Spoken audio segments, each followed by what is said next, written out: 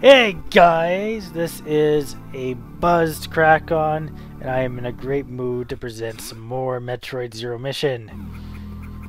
So in this video, we finally get out of Ridley's lair, and only the third video, but not quite yet because I got to get that other super missile pack from Imago still. This is the last time we will see that stupid ugly bug, I swear it. And then we do a fun sequence break that you probably will not have thought of. So here he is. It's the exact same thing that you do in the 100% run. Not that there's much else you can do, but you're really going to have to get your timing down with those stupid spike things. Oh well. I don't think any of the other bosses in any of the other Metroid games were quite this annoying, at least for like a low percentage run wise.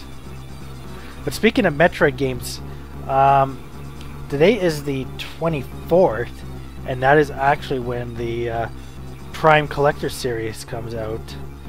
I'm considering getting it, just because it'd be pretty fun to play on the Wii. And if you haven't played the Prime games, you should probably do so right now, because they're pretty fun. Metroid Prime 1 especially is the game that comes as close as possible to a 2D Metroid game, but in 3D. But oddly enough, it's strange that some people posted in a thread about how they've actually played the Prime series, but they never actually played any of the 2D Metroid games. That is very strange. But either way, you should rectify that and play this game if you haven't. Now, like I've said in the first video, it's like a very straightforward game. Most of the stuff I'm doing in here is not required at all. It's just more like what to show you for the sequence breaking and all that it has to offer. And that poor Chozo statue. Oh, something must have sat on it. But anyways, yeah, play this game if you have not. And it's impossible to get lost. I'm not going to say who it was that mentioned to me in the IRC channel of Let's Play that said that they actually got lost in this game. I don't see how. Like, you do follow the, I guess, the lights. Like, if you were to go inside that Chozo statue, and that would direct you to the Varia suit. But sometimes you still have to do some exploration, because that's the big part of what these games are about. So this game isn't, like, it's a lot easier than the previous Metroid games. Well, except possibly for Fusion, because that just is a complete linear path the whole way. But, yeah, this game still requires you to do a little bit of exploration on your own to figure out stuff. So don't expect an extremely easy ride. But we're finally done with Norfair, and now we go up to Kraid's lair. So you might be wondering why you actually do this path as opposed to like going to Kraid first. There's two reasons for that. The first one has to do with there's actually a trade-off whether you go for Kraid first or Ridley. If you go for Ridley, you get the super missiles early on, and that gives you extra firepower. If you go for Kraid first, you get the speed booster earlier, and that allows you to get more of the items later on. So really, if you're doing something like an any percent run, well, you should probably go for Ridley first. Just because you'll have like that extra, extra missiles that you need. Especially on hard mode where you need to actually do 10%, and you either need an extra missile pack or super missile. So it's highly recommended you just get the super missile. But yeah, and the speed booster is just for getting more secret items.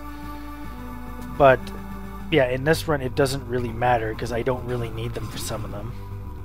I don't, and speaking of which, I think there's a, if I actually had the speed booster, there'd be an easier way that I could get the screw attack, which would allow me to get another missile, but that kind of screws up my allotment of items.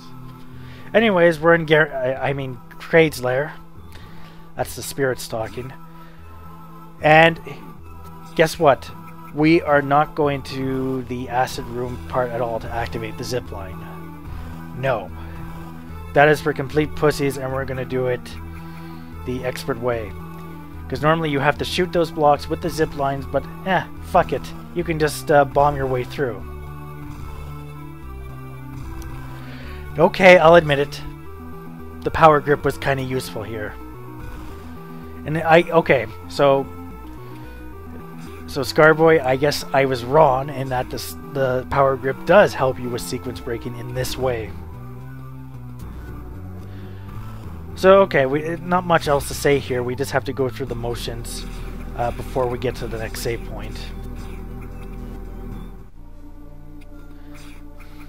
Now, considering in a previous video that I already mentioned some of the unknown items, I bet you can quite easily guess which one that is. Especially if you played Super Metroid.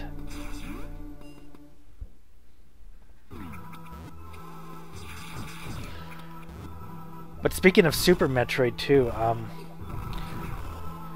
oh yeah, in addition to Metroid Prime, there's actually the Shadow Complex game that I actually saw being streamed, and it looks really damn good, and I'm kind of tempted to buy a 360 for that game and also a lot of the other shit for it. Let me know how it is. Okay, we're done. And that is that for this video, and I will end off with the haiku. And that haiku is: double down sandwich, chicken as bread loaves deep fried, filling as fat cow. I'll leave you to think about the deeper meaning of that. Good night, everyone.